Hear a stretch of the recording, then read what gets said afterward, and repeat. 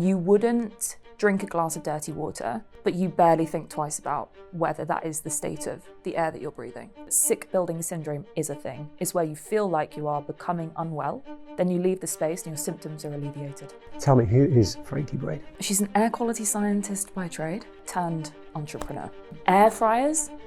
Big air fryer going to come for me on this one. So we had a sensor that was in someone's home when they were using an air fryer that they weren't really cleaning that often. And then we had the same sensor go to an F1 garage. So the number of particles coming from that air fryer in the kitchen was on a par with the particles coming from the car starting up in a pit garage in F1. You breathe 22,000 times, 11,000 litres of air every day. It impacts every single organ in the human body. It's almost like another biohack, isn't it? It's something that we should all be more concerned about. In the same vein as nutrition, movement, all the rest of it, 99% of the global population exposed to pollution levels above the WHO guidelines. Clean air should be a human right. There are things that we can do on an individual level, and there are things we can do on a macro level to address these things. But nothing changes if nothing changes.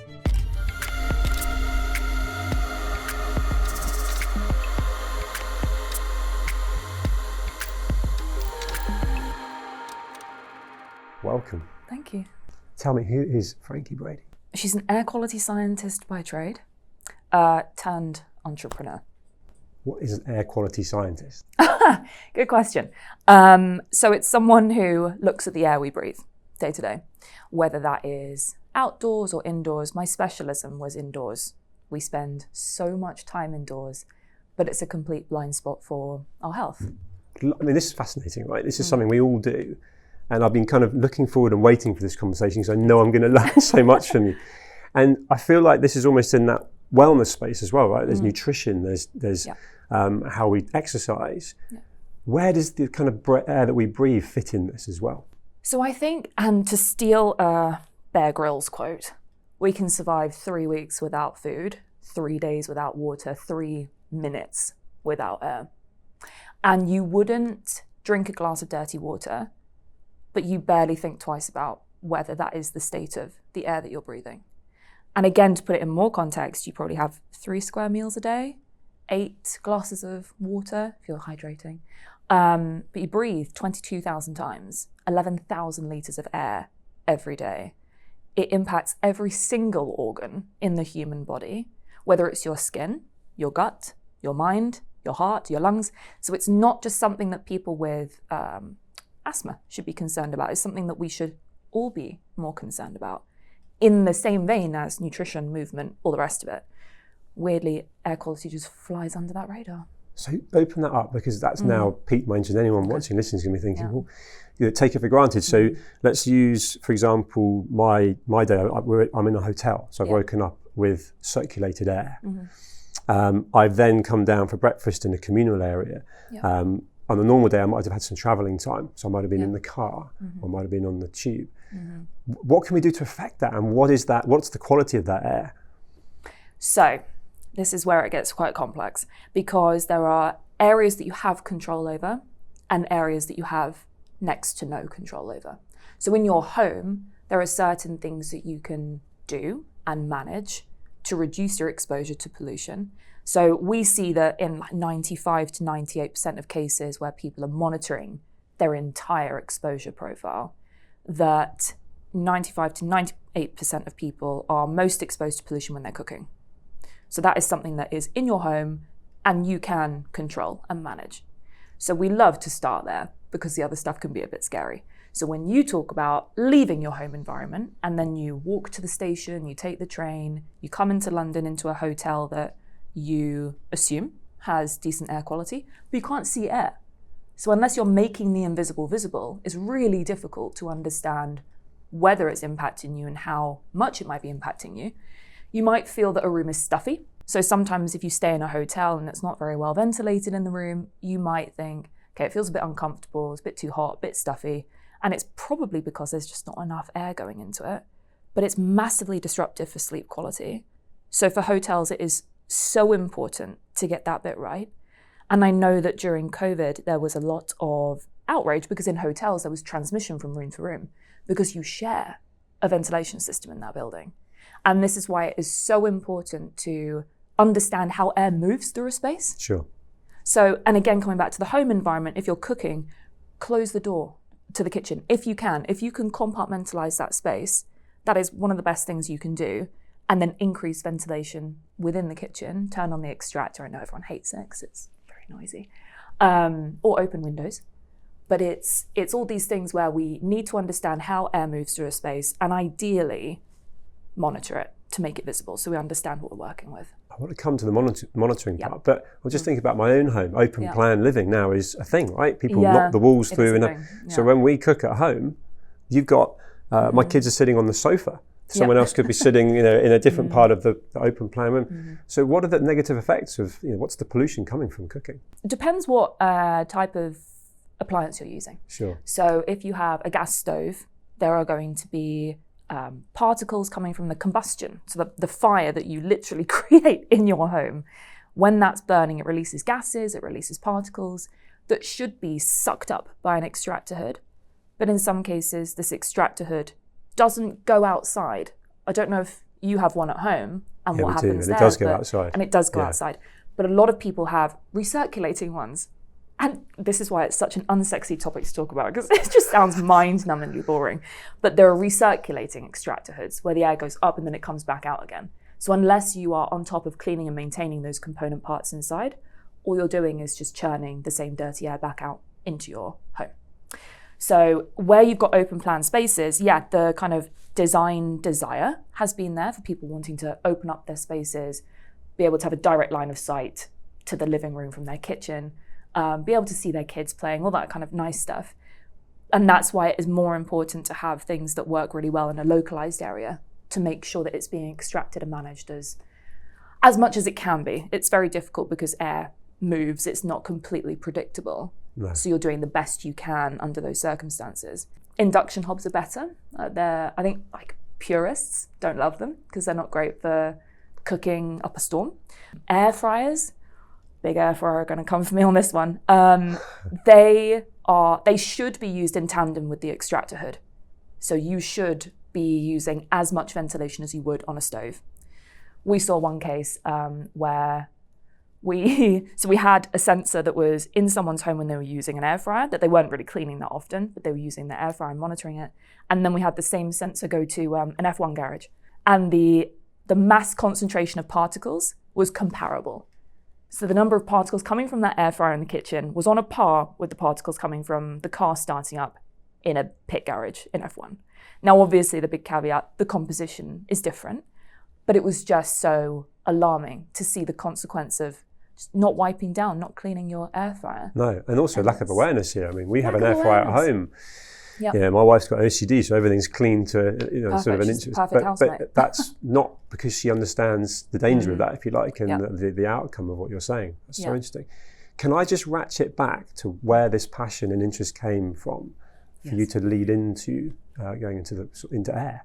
Yeah. So I studied environmental science at university, and one of my professors had spoken about, what do you want to specialize in? I was going to do a master's. I was going to stay on. I wasn't ready to enter the workforce. I was going to stay on at university. And he said, what would you like to specialize in? And I said, I'm not really sure, maybe contaminated land, again, all the sexy topics. Water quality, contaminated land, maybe air. And he was like, okay, well, if you do air, concentrate on air outside, because it's where all the juicy policy and legislation is. Indoor air is a dark art. No one knows too much about it. And I thought, well, that's really weird because we're currently having this conversation inside. Yes. I'm about to go into a classroom, which is inside. I'm going to go back to my home, my university accommodation, and I'll probably be inside for the rest of the night. We spend 90% of our time indoors. Why is this an under-researched topic? So at that point, I was like, well, I am locked in. I am doing indoor air quality.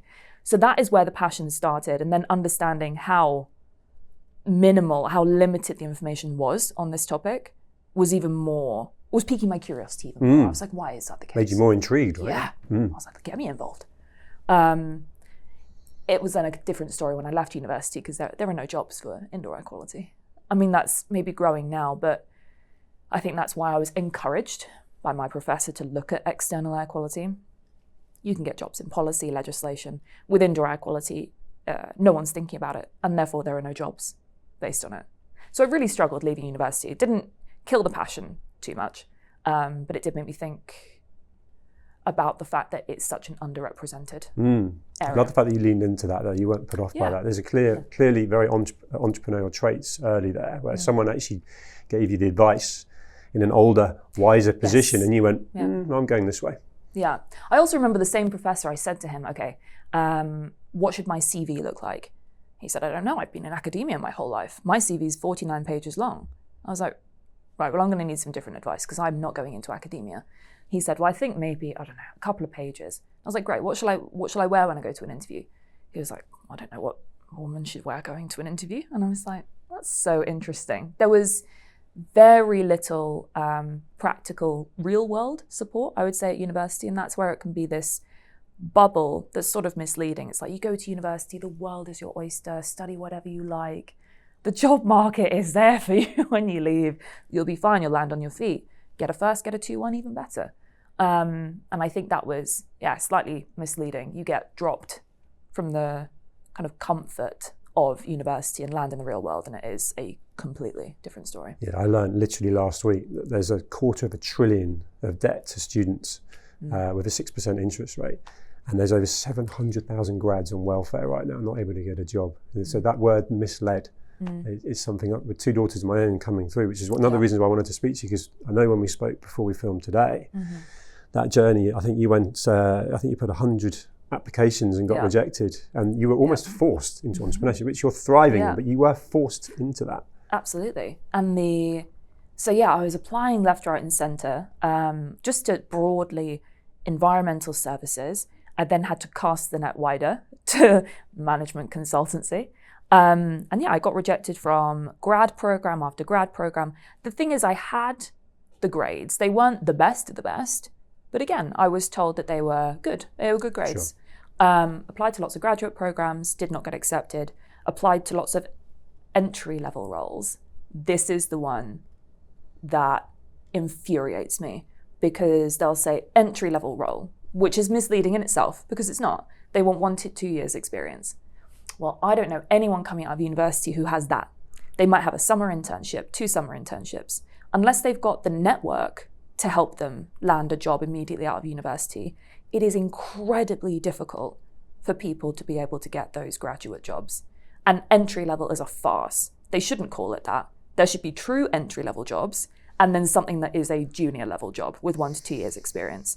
It grinds my gears. I can tell. There's real passion, and then shared by me, knowing that there's this misleading conversation is still going on, where ambitious kids are thinking, well, this is the path I need to go, and there's people older telling them that's what they do, and then they find themselves in your position. So what was your journey then? Because you're at that point of rejection, and that point of you've got a passion for something that you want to do. I imagine there's no money coming in, correct, which forces you to take action. But what did you do? So twofold. When I was at university, I ended up going part-time so I could work alongside attending university. So I just came in, I just had a hospitality job, but it was something that kind of helped me get by. It was paying for my living whilst I was also kind of accumulating this debt, which is nothing on the scale of what it is now. I managed to get into university the last year that it was the lower fees, for which I am eternally grateful. Sure. And was the reason I went to university. I wanted to take a gap year, but that wasn't, if I wanted to go to university, it was sort of then or never. So I was like, I'll take the plunge, I'll go. And then I ended up going part-time so I could work on the side, get some real world experience, but also I liked earning money. I liked feeling that level of independence. I didn't have to rely on anyone else, on the system, on my family. So I loved that aspect. When I left university and I got all these rejections, I also thought to myself, okay, well, is this really what I want to do? Do I really want to do something in air quality? By that point, my spirits had been well and truly dampened. So I had this love for art. So pet portraits, making furniture, I'd bung them in the back of my car, take them to Spitalfields Market or Hackney and sell them at these markets. And it was a really interesting experience because selling your wares has a different feel to it. You have created this thing and someone is willing to part with their own money to buy it. So every time I sold something, I was like, this is amazing. Was I earning a living from this? No.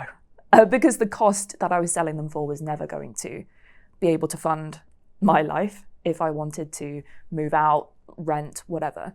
So it was great. In the process of doing that, I actually reached out to someone called Tom Faulkner. He owns a very high-end furniture brand, and I reached out to him on LinkedIn, I think it was. Didn't get a response, fair enough. So I applied to a painter and finisher job. Could I paint or finish? No. So I was like, I'm just going to apply. What's the worst that could happen? And my cover letter and my entire CV were just, I've been following you for years. I think you're extraordinary. I love your story of how you came from upcycling secondhand furniture through to now selling a table for £20,000. The idea of that is beyond extraordinary to me. I want to understand what your journey looked like. Did I want to stay in furniture and art? Probably not. But I was so obsessed with understanding someone's journey from doing their own thing and it becoming so successful. So he replied, he took me to his workshop in Swindon. We had Chinese food for lunch. It was amazing. But he told me about his story, and it was because of him that I was like, I can do this. I don't know what it is, but I can do this. If I pick something and I believe in it enough and I hustle enough, like I got to meet him, understand his story. He is a time-starved individual with a massive business, but he made time for me. So I'm like, okay, if I hustle hard enough, building the network is crucial, and pick something and stick to it, this can be me. And that was Aero Labs that you chose? To begin with, it was a business called Aerated. Okay. So it was, again, in air quality, and it was assessing buildings for their performance in air quality. Oh, was this the journey that we were forced to pivot because of COVID? Yes. Yes, so you went in all about the office environment and so on, and of course suddenly with COVID, people all moved out of the office and you're there. That's a proper entrepreneurial pivot, by the way. I've said that for you because I know it, but I know that must have been really stressful. So you made that commitment to and you've got that confidence and skill sets that you built from hospitality, from sales, validation that you can back yourself. And then you've gone all out, and then you've got to change tack. And that was scary. So I had a job before that, just working in a startup. So I had sort of seen startup culture, startup life, and thought, this is for me. I like this. I like the fact you wear loads of different hats. I like the fact that no 2 days are the same. I had never experienced a global economic crisis, a global pandemic as part of that startup. So then when I switched to becoming a co-founder of a business where the entire responsibility sits on you to make that business successful and ride the storm of this, I'll use the U word, the unprecedented crisis that was COVID. We had built our entire business case around how do we deliver this to commercial real estate, places where people go to work. And then, we're locking down for God knows how long. And it was a mass exodus from commercial real estate. And we launched in March 2020, our formal launch, 3 weeks before COVID. And I just thought, we're screwed. But then immediately I was like, we're not screwed. We're going to be fine. How do we pivot this? So we managed to, and it was like, how do we prove the quality of space that a landlord is delivering to a person in the space without the person being there? Because they influence the environment. So like, great, this is what we do. We go to landlords, we get land grab. So through a landlord, we can get access to 50, 100 buildings.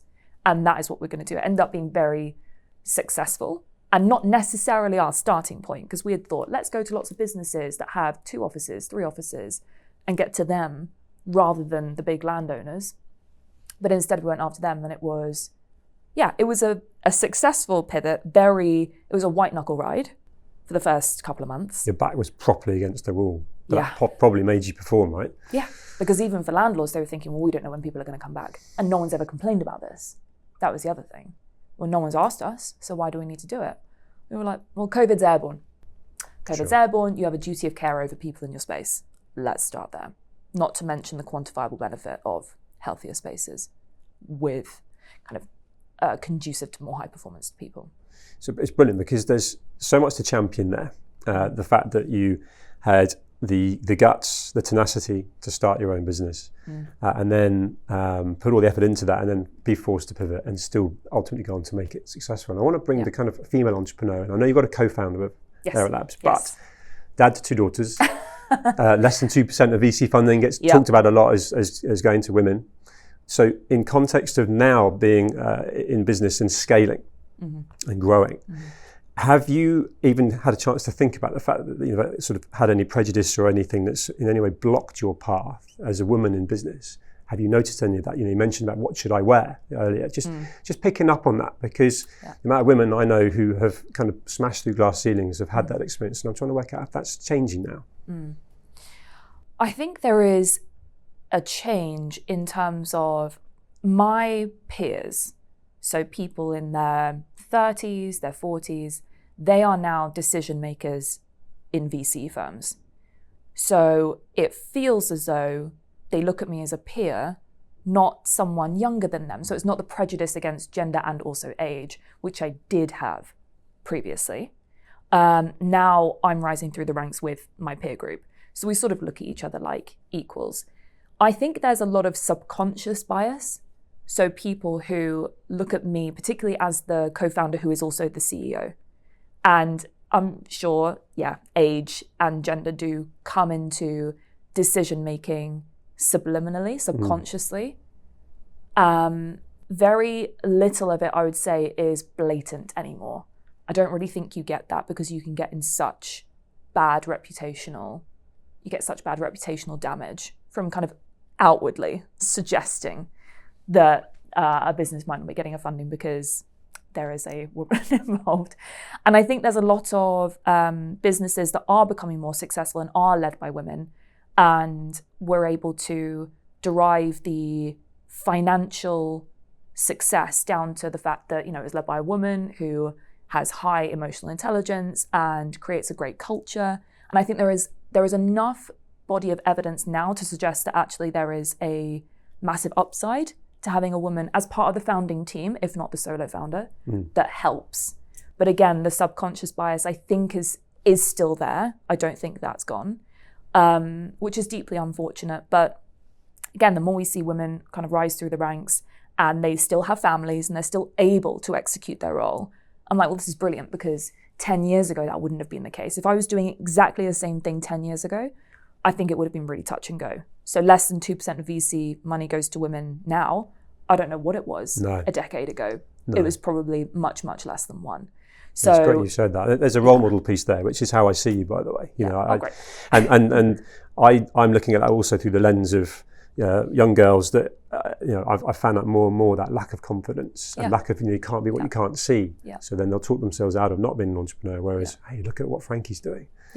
And that's inspirational. Yeah, and I think increasingly for young people, they are being told AI is on the rise, X, Y, and Z jobs are going to be redundant in the next 10 years. So I feel for young kids at the moment, because not only are they being fed that, they're also probably crippled with lots of insecurities, as young people generally are. So they've got those two horrible things to combat at the moment. But I think a lot more of them will go down the entrepreneurial route to say, I like this thing. I think because I understand social media, I can make it work through this distribution channel. I'm really excited to see the number of young people that end up going on to do their own thing. Not to promote that over going into big corporates, because big corporates need a highly productive, highly skilled workforce. But I think it is nice that people see an alternative route to that if they need it, if they're not built for that. Because I never felt like I was built for that.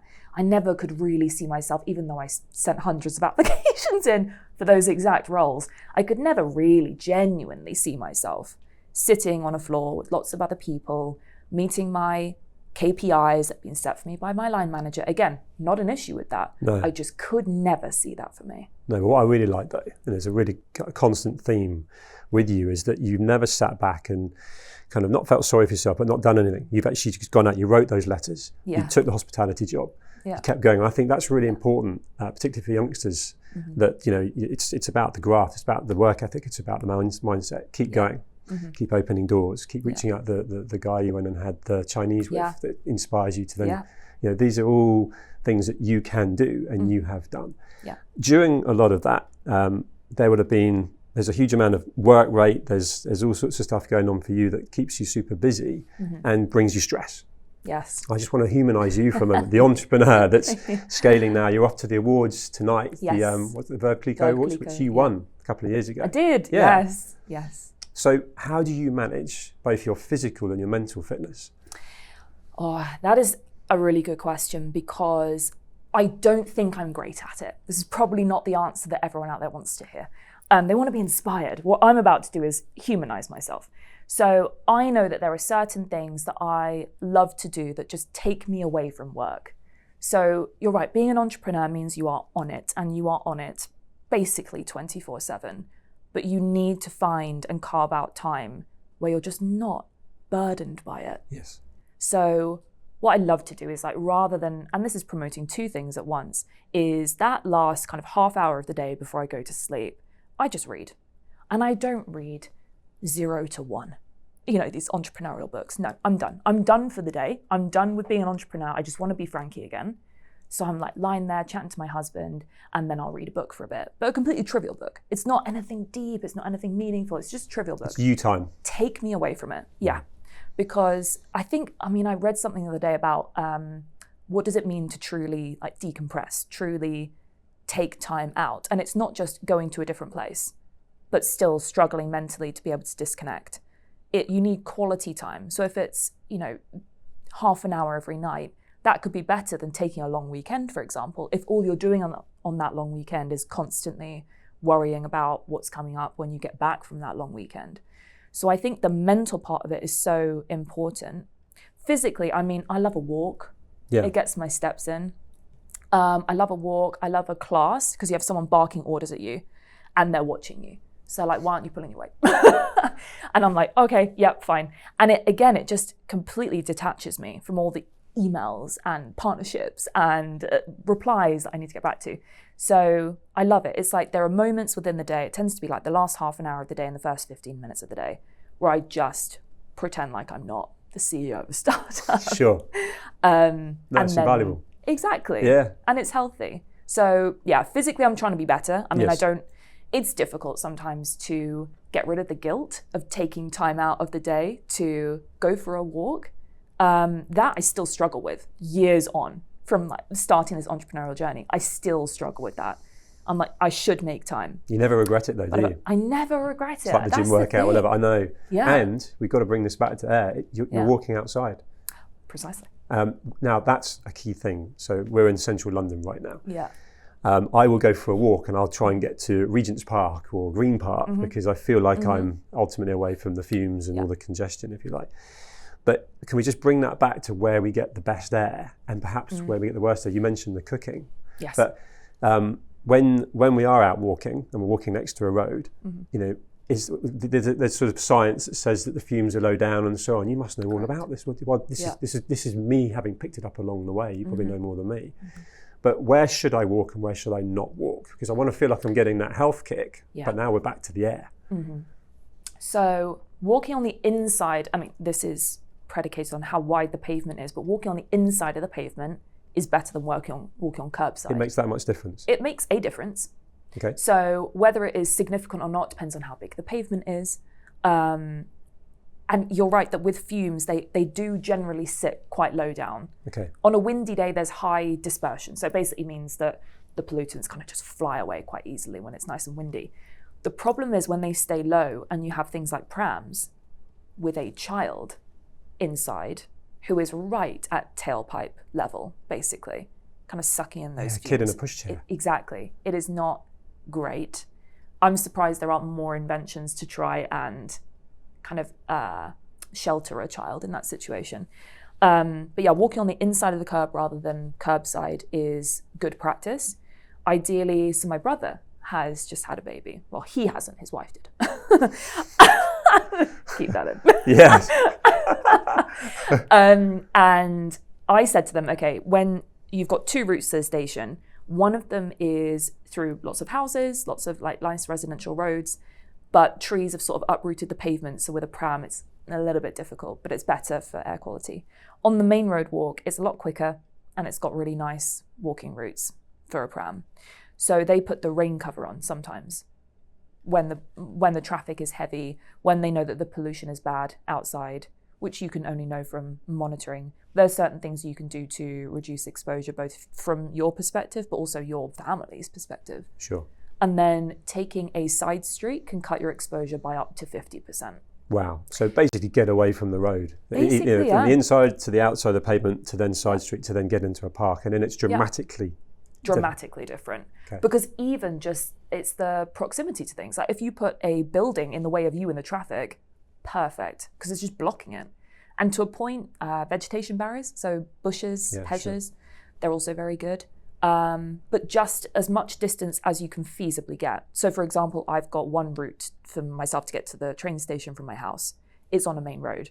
There is nothing that I can do apart from walk on the inside. You just hold your breath. So I do the best I can. Yeah. I get a little pace walk faster on that bit. Yeah. Hold my breath every now and again. I had to walk from here actually to Paddington, which is a sort of 10-minute walk here in Marylebone. And there's just one hell of a busy road to get there. And I felt myself walk much faster. And this was last night, so I knew I was talking to you this morning.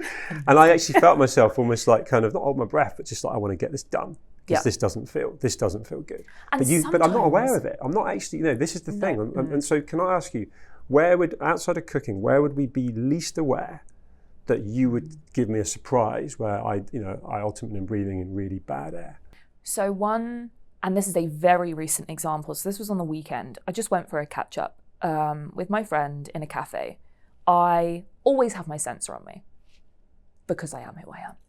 And I took it to the cafe, didn't think much of it, looked at my data at the end of the day. The minute I walked into that cafe and the minute I left, between that time, the air quality was awful.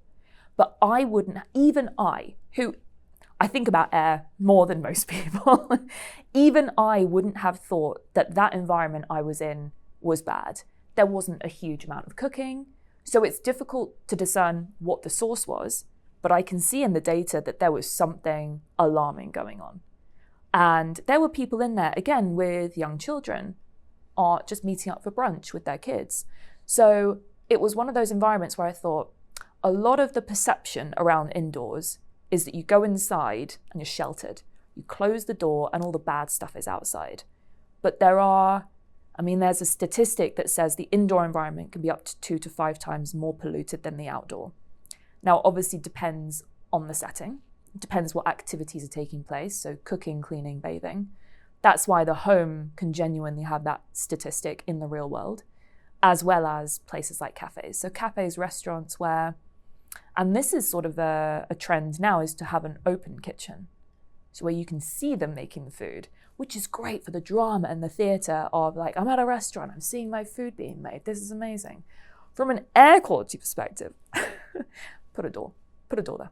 Wow. I'm just thinking there's some pretty mainstream and pretty high profile restaurants where the flames are licking up and everyone loves seeing that in the... Yeah. I can think of a few that I go to. Oh, and wow. I think on the odd occasion that you want to and you are fully aware and informed of what comes with that experience, by all means. For the people who work there, I would like to think that they are helped to understand the occupational hazard of their role. Yes. It's every time I go on the London Underground as well, I think about the tube drivers. Now, I'm not going to go there because we've had enough tube strikes. We don't need another one. No. But I do think about the people in those environments who work there. So, and again, something recently that is becoming a trend is a scent in a lobby, a scent in a reception of a building, whether it's a hotel, whether it's an office. That is, clean air doesn't have a smell. This should be a public service announcement. Clean air does not have a smell. So where you introduce a scent, you are introducing a degree of pollution because those ingredients aren't naturally found. Chemicals, ultimately, They're right? chemicals, Breathing in chemicals. Exactly. So it is a trend because it's all about the experience. How does one feel when you walk into a space? What do you see? What do you hear? What can you smell? Gosh, there's a whole multi-billion perfume industry that's going to be listening. So air fryers they're coming for me. Big air fryer and big perfume. Conscious of time, yes. I'm so piqued by this. So the downstream negative health effects. That cafe you sat in for an hour. Yeah. What's the short-term feeling, and then ultimately, what is that ultimately doing to lungs in our body? So with all pollution, I mean, what we like to look at is the profile over time. So I was in that cafe for an hour. I don't go there frequently.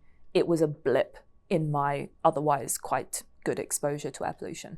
So we're trying to strive for 80% of the time you're in good air, 20% we appreciate you're not going to stop cooking, you might burn a candle, you might go into a place where you can't control the air. So that's what we're trying to promote, to say in the short term this can be beneficial because your mind will work better. I mean, there are plenty of studies out there to suggest that exposure to fine dust, CO2, which is the gas that we breathe out, VOCs, which are these chemicals that you can smell, exposure to all of those things impairs how your brain functions in that point in time, but also over time. So that point in time, you might be making poorer decisions. Over time, you might be more at risk of developing something like dementia.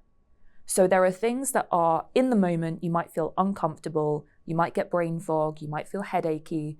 It's more about discomfort. Obviously, if you're a sensitive individual and you have asthma, it can be quite different. You can have quite severe short-term effects. But for others, it'll just be discomfort and alike. Over time, air pollution has been seen to impact pregnant ladies who give birth and the children have delayed speech. That was a King's College research that came out recently, was to suggest that over time it can impact your skin barrier.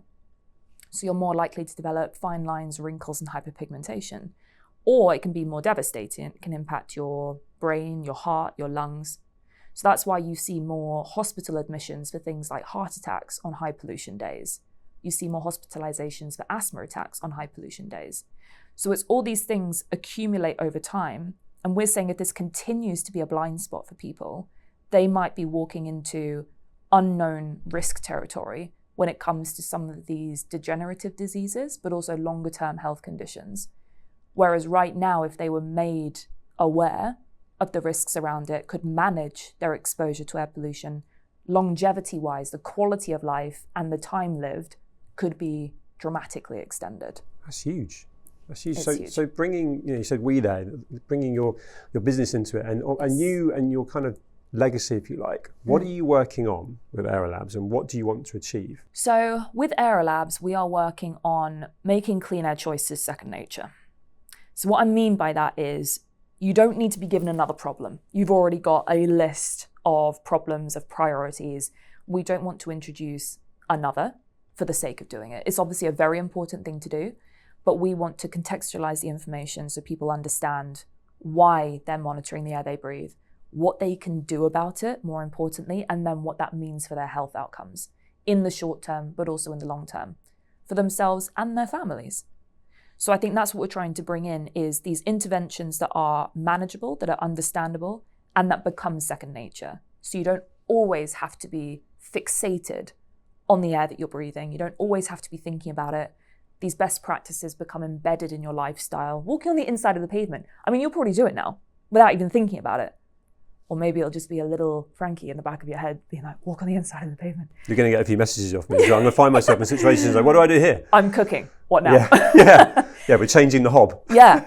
So I think the legacy of air, I think it would be, so clean air should be a human right. We are trying to take the approach of dispelling some of the myths around air pollution, making people more aware of what they're breathing, and fundamentally making these things accessible to mass population levels. Because at the moment we have 99% of the global population exposed to pollution levels above the WHO guidelines, the World Health Organization. That shouldn't be the case. There are things that we can do on an individual level, and there are things we can do on a macro level to address these things.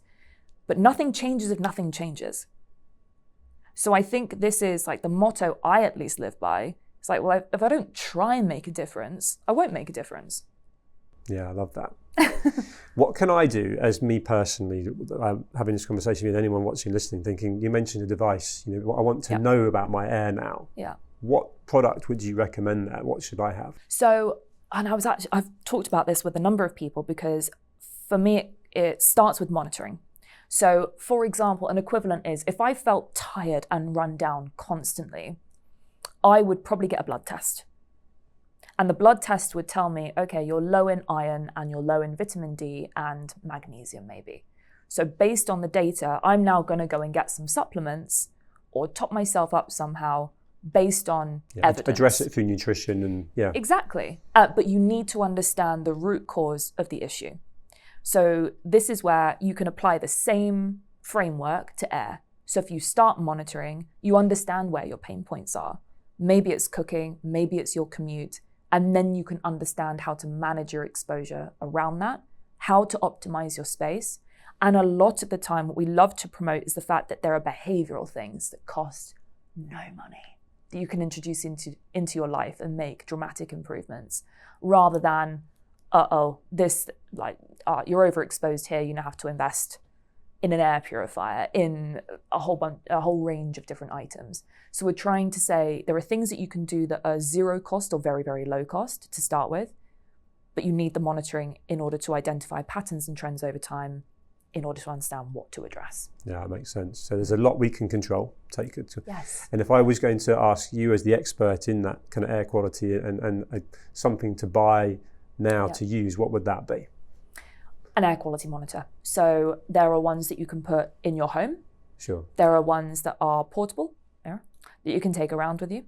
So I think for you, it would probably depend on your priorities. If you spent the vast majority of your time at home, maybe you work from home, and then obviously you live, sleep there, then you might just decide, okay, this is a priority for me. I want to monitor my children's bedrooms, I want to monitor my kitchen, and I want to monitor my living spaces. Yeah. Starting there. But I think the missing piece of the puzzle is, what happens when you leave an environment? You kind of need to track that dynamic change over time. And air changes, so you can implement best practices. For example, in German culture, they like to open doors and windows every morning. Doesn't matter what the temperature is outside. It could be freezing. They open all the doors and windows. I think it's called Stoßlüften. I am so sure that people are going to enter the comments and be like, she's butchered the saying. But it is basically shock ventilation. So when you wake up in the morning, it probably feels a bit stuffy. It's probably a little bit moist because you've been breathing into the air all night. So they open all the doors and windows for 10 to 15 minutes and then close them again and then switch the heating on. Because again, another public service announcement, drier air is cheaper to heat. So if you can get rid of the pollutants that have built up over the course of the night and you can get rid of some of that moisture, it's cheaper to heat your home, and also it feels much fresher. And you just brought fresh air in from outside as well. Now the caveat with that is air changes. So we could have, for example, in London, we have Saharan dust storms that sweep across the bottom of London. So it could be that actually on one particular day, that is literally the worst thing you could do, opening the doors and windows first thing in the morning, because it might compromise your internal space. And that is where, again, monitoring is so important. So bringing the technology into your life in the same way that everyone is happy to track their steps, everyone's happy to monitor their sleep and their stress. We're just trying to say we should all be doing that with air because it's a major determinant for health, and it changes. So I'm going to be a lot more aware of that now. And a lot of people will be sat in meetings and then come out of a meeting and think, God, I feel quite headachy. It's called sick building syndrome. There is an actual term for pollution in a space making you feel unwell. Sick building syndrome. Came in the 60s, or they coined the term in the 60s. We've known about it for decades. This is why, I'm like, why is indoor air quality so under-researched? Because our buildings are making us sick. So I don't understand why this isn't a hotter priority for everyone. And that is both commercial buildings and residential buildings and other leisure spaces. But sick building syndrome is a thing. It's where you feel like you are becoming unwell, then you leave the space and your symptoms are alleviated. There's all sorts of different thoughts in my head about different questions and thoughts I've had around air. Yeah. Sea air is supposed to be really good for you. Is it true, and why? Sea air. So my husband is from Cornwall. And he will always say, well, the air's much better in Cornwall, by the sea, all this sort of stuff. Sea air is good. So this dispersion of pollutants is driven by wind. So how quickly the wind can take the pollution away. Now, that is true in some cases, but the wind can also be bringing bad stuff with it. So if you look at a place like Los Angeles, it's on the coast, but it's surrounded by a mountain range. So all it ends up being is a bucket for pollution. So you've got the sea air blowing towards the city, and then you've got this build-up of pollution in the city, and all it's doing is just trapping the air in there. So the air can't get out towards the sea because the wind is blowing towards the city. and it's being trapped by the mountain range, and it's heavy, so it just sits there. So I think it completely depends on which sea you're talking about, and it depends on what the wind is carrying in with it. Because, for example, in the UK, we're subject to industrial emissions from Europe blowing over towards us. So if you're on the sea in Kent, you might just be that kind of first line that gets hit by the industrial emissions from continental Europe. So it's probably better than a lot of urban locations because you don't have the same levels of traffic. You don't have those same kind of common sources of pollution. But it can sometimes be misleading, I think, to just assume that it will be better by the sea. That's interesting. One of the things that I try and make time for is use the spa and have the choice of the sauna and the steam. I go to the steam because I had asthma as a kid. And for whatever reason, I feel like it just kind of almost cleanses my lungs in the steam room. The sauna is really dry heat, and I just don't get the same feeling when I come out. Is that just me feeling that, or is there a science behind why the steam and the moisture in the air or dry heat in the sauna is better for you? So with humidity is an interesting one. If you go on a plane journey, the moisture is stripped out of the air because of all the plane systems having to introduce external air, kind of temperature control it, filter it before it comes into the cabin, and it just strips it of moisture, which is why you come away from a plane journey feeling like your skin is dry, your hands are dry, your eyes are dry. It's never a good feeling when you get off a plane, is it? It's never a good feeling. And lots of people get sick on plane journeys because in dry environments, your mucous membranes are dried up. Really horrible visual there. But the mucous membranes are, for example, the kind of mucus lining in your nose and in your airways. When those are dried up, you're so much more susceptible to picking up viruses. The viruses just go straight into your system. The mucus is there to catch them, to be the first line of defense, your body's natural defense against illnesses. So in cases where you're introducing humidity, so you've got steam in a steam room, it can feel much more comfortable because to feel dry is uncomfortable. Now, there are lots of, again, other caveats in high humidity environments. It can be quite a high growth area for bacteria, so it needs to be well managed.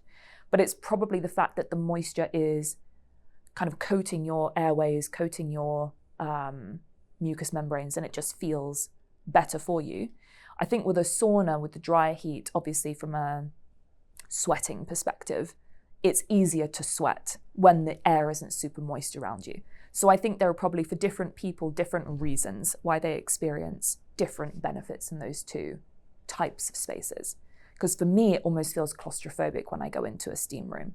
I'm like, oh no, it's too much. I like the drier heat. But I imagine there's probably something physiological about the way that your body works. It just responds better to higher humidity. It's amazing how much busier the sauna is than the steam room. And that's it. So you're not alone. Yeah.